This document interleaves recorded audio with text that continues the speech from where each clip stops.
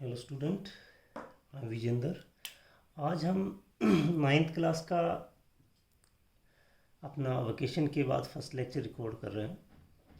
Second chapter जो हम कर रहे थे वो ऑलमोस्ट वैसे तो फिनिश हो चुका है, लेकिन उसमें एक टॉपिक था जो मैंने आपको नहीं करवाया था, छुड़वा रखा था, that was friction.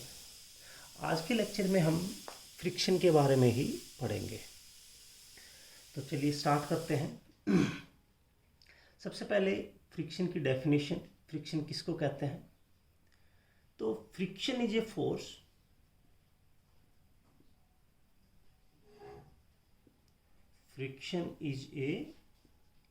Force which oppose or tends to oppose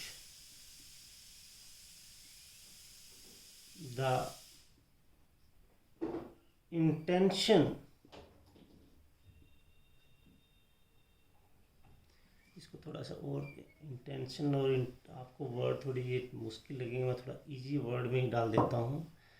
friction is a force which oppose, सीधा ही लिख देते हैं, अपोज द मोशन और try to oppose the intention of motion,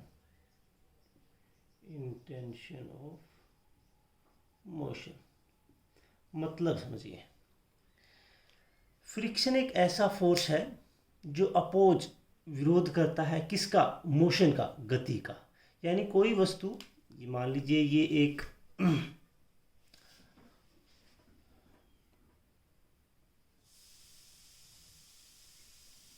मान लीजिए ये एक यहाँ पर एक, मान लीजिए एक बॉल है, फुटबॉल है, ठीक है। आपने इसको किक किया, ये चल पड़ी इधर, इस दिशा में ये चल पड़ी बॉल। लेकिन आप देखते हो कि थोड़ी देर बाद ये बॉल यहाँ आकर, मान लेते हैं, रुक गई। तो इसको किसने रोका? तो जब ये सतह पर चल रही थी बॉल, तो इस सतह के साथ ये रगड़न जो हो रही थी इसकी, इसको ही फ्रिक्शन कहते हैं बेटा। ये सरफेस इस बॉल को इस दिशा में मोशन कर रहा था, इस डायरेक्शन, ये जो मोशन थी, इस मोशन को एक अपोज कर रहा था फोर्स। उस फोर्स का नाम क्या है? फ्रिक्शन। यानी ये यहाँ इस सतह के कांटेक्ट में आने से लगता है, मैं अभी आपको डिटेल में समझाऊंगा इसको। तो ये इस मोशन का जो विरोध करने वाला फोर्स है, यानी जो मोशन को रोके, उसको हम क्या कहते हैं? फ्रिक्शन कहते हैं। ये हुआ मोशन को रोकना। आगे मैंने और में एक और वर्ड लिखा है, which try to oppose the intention of motion। अब intention of motion का क्या मतलब है वो समझिए। देखिए, मान लीजिए एक ट्रक खड़ा है,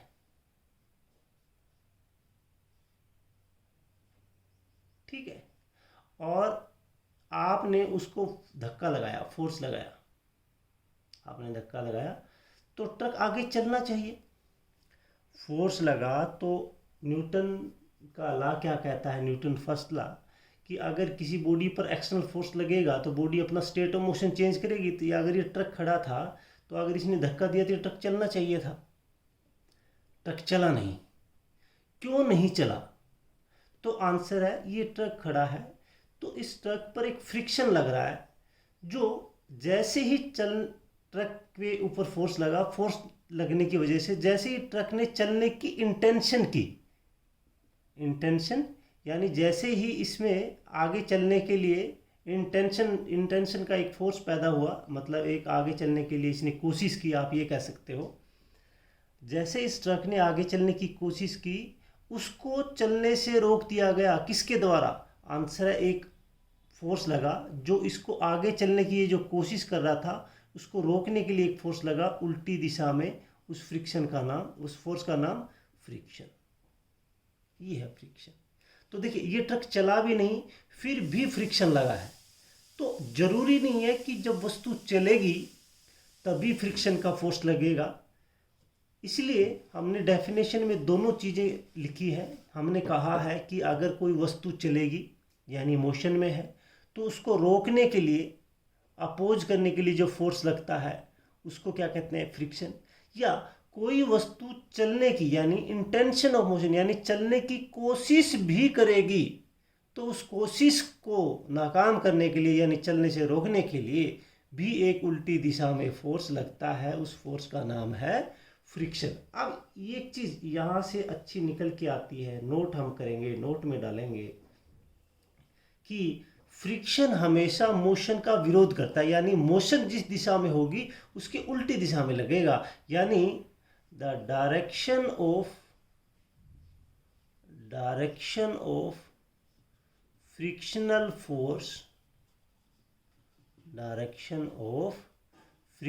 force is always opposite to the direction of motion।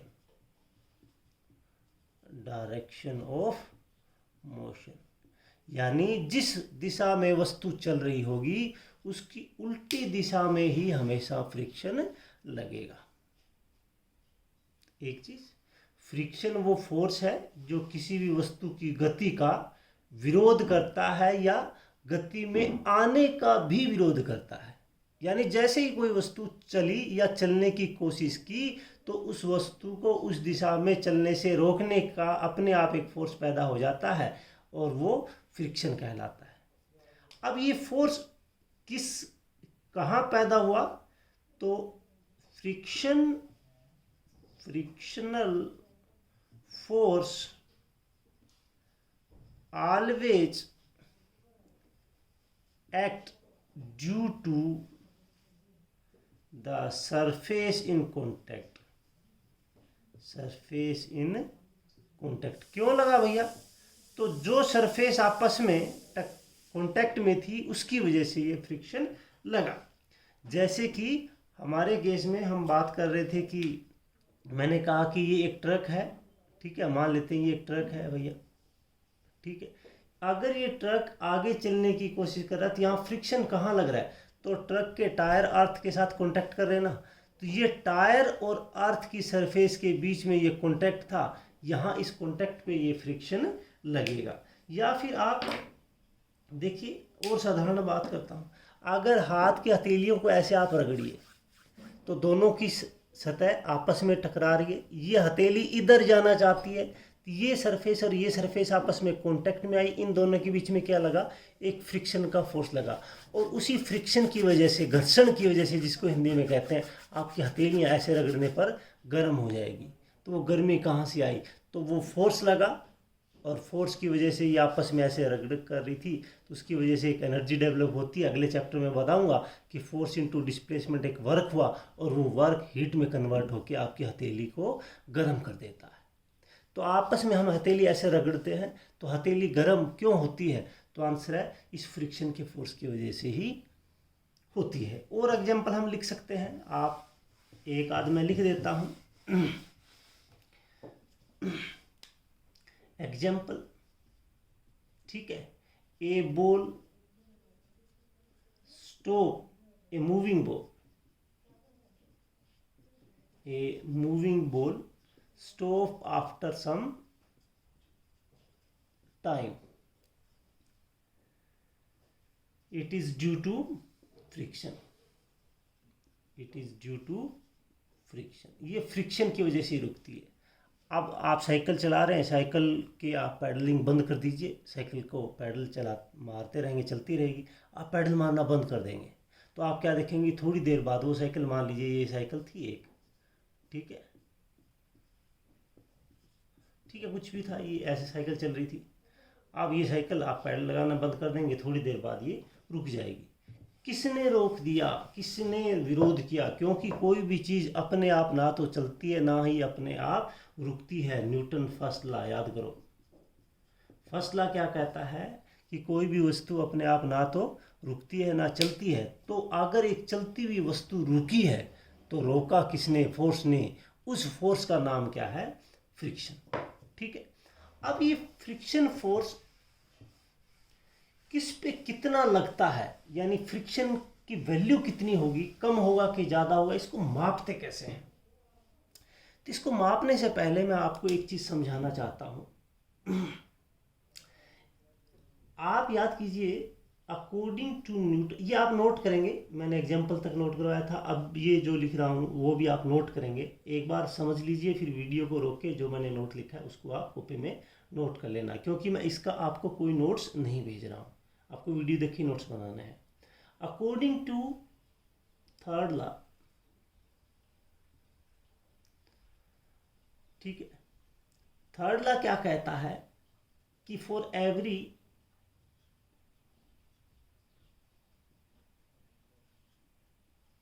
Action there is a equal and opposite reaction, ठीक है। जैसे कि ये एक टेबल है, अब ये एक मान लीजिए बुक रखी हुई है, ये बुक है, मान लेते इस बुक का मास था m, ठीक है।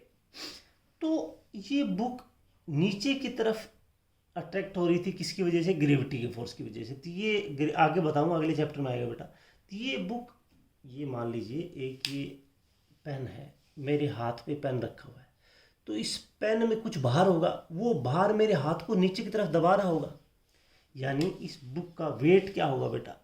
इसका अगर मास m है तो इसका वेट होगा, अगले चैप्टर में ज़्यादा समझाऊंगा, अभी आप इसको एक बार याद रखेंगे। वेट होता है mass multiply by acceleration due to gravity, और g की वैल्यू, इस g की वैल्यू है बेटा 9.8 मीटर पर सेकंड स्क्वायर। ये याद रखेंगे आप।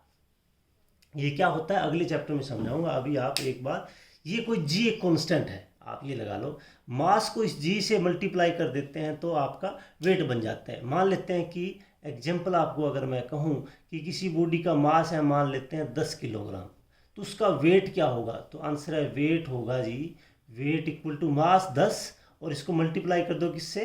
9.8 से, तो ये 98 न्यूटन इसका वेट होगा। ये वेट और मास दो अलग अलग चीज़ होती है। अभी तक आप मास को ही वेट समझते हो, वेट को ही मास समझते हो, ये अगले चैप्टर में आएगा बेटा, ठीक है। अभी एक बार थोड़ा सा मुझे इसकी ज़रूरत था, इसलिए मैंने थोड़ा सा बता दिया। तो ये इस बॉडी में कोई वेट होगा, कितना होगा वो कैसे निकालते हैं मैंने आपको बता दिया तरीका, कैसे बना ये फार्मूला, ये अगले चैप्टर में बताऊंगा।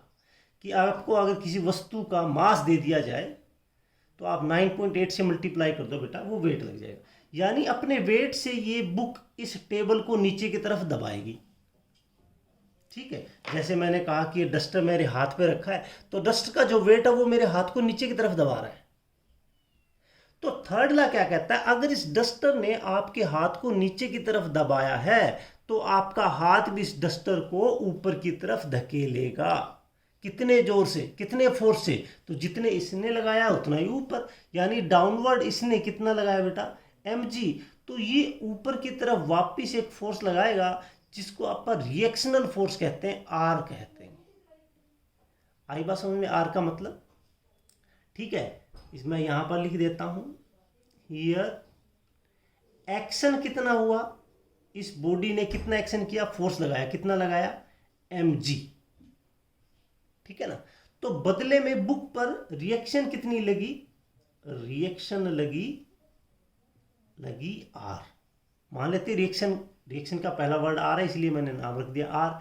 इसको आप एन भी कह देते हैं, नॉर्मल रिएक्शन, इसको नॉर्मल रिएक्शन एन भी कहते हैं। चलो मैं एन नाम दे देता हूं ताकि आपको आर थोड़ा सा, नॉर्मल रिएक्शन, इसका पूरा नाम होता है बेटा नॉर्मल रिएक्शन। नॉर्मल का मतलब होता है परपेंडिकुलर। देखिए ये नीचे की तरफ है, ये परपेंडिकुलर दिशा में ऊपर की तरफ लगी, इसलिए इसका नाम पड़ा नॉर्मल रिएक्शन।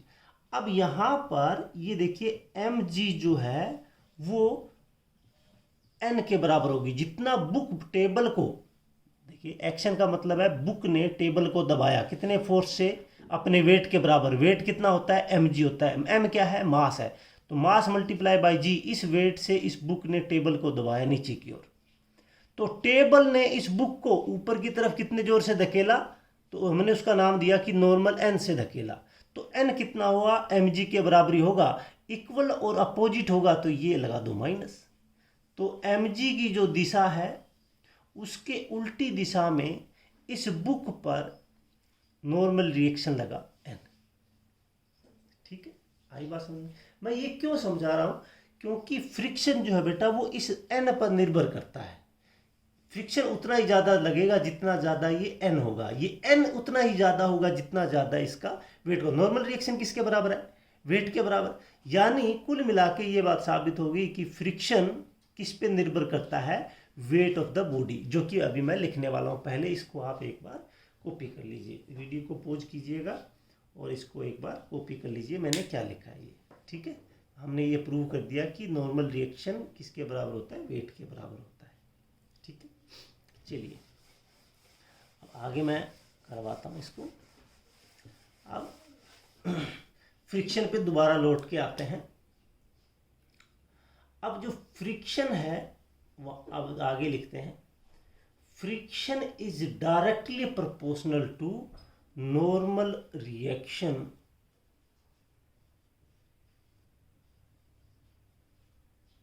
Of body.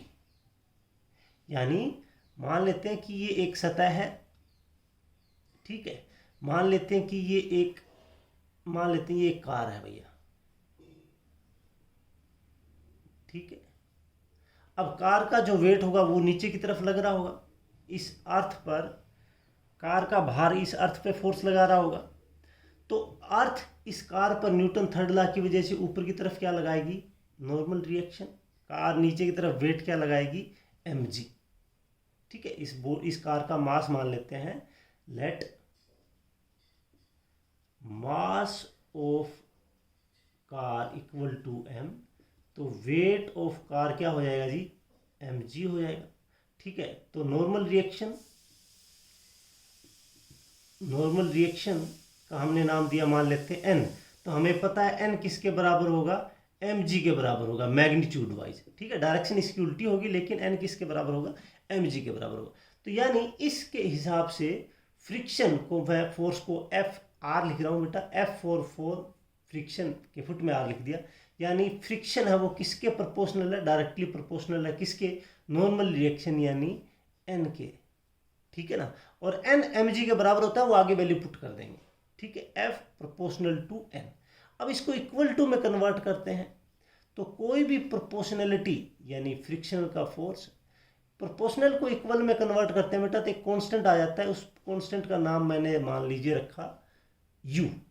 तो u इंटू n हो गया, ये आ गया फ्रिक्शन का फार्मूला। अब यहाँ पर ये u क्या है? u है कोफिशिएंट ऑफ फ्रिक्शन।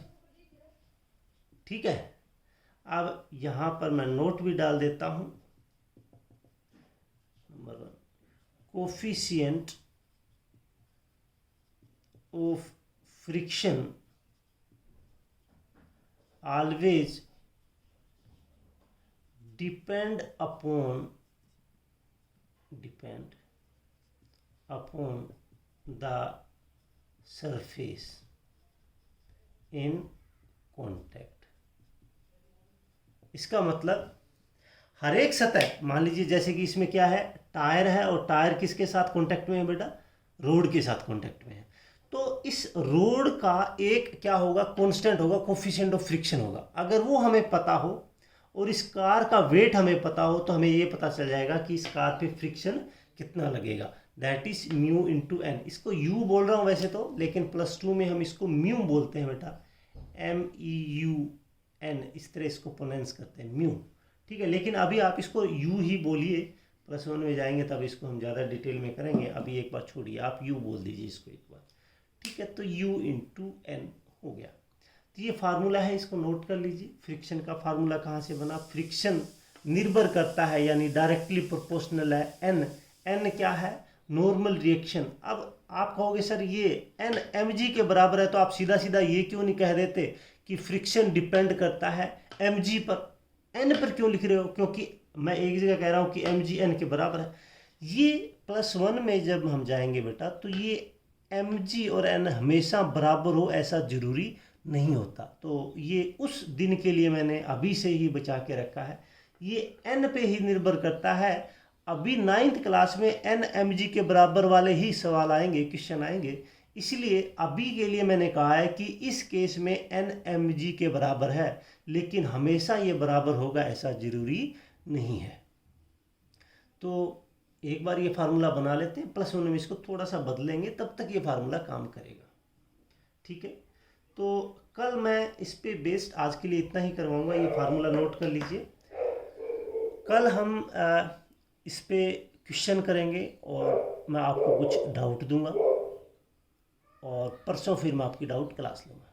ठीक है, तो आज फ्रिक्शन क्या होता है, फ्रिक्शन का फार्मूला कैसे बना, ये नोट कर लीजिए और नोट्स बना लीजिए। आज के लिए इतना ही। Have a nice day.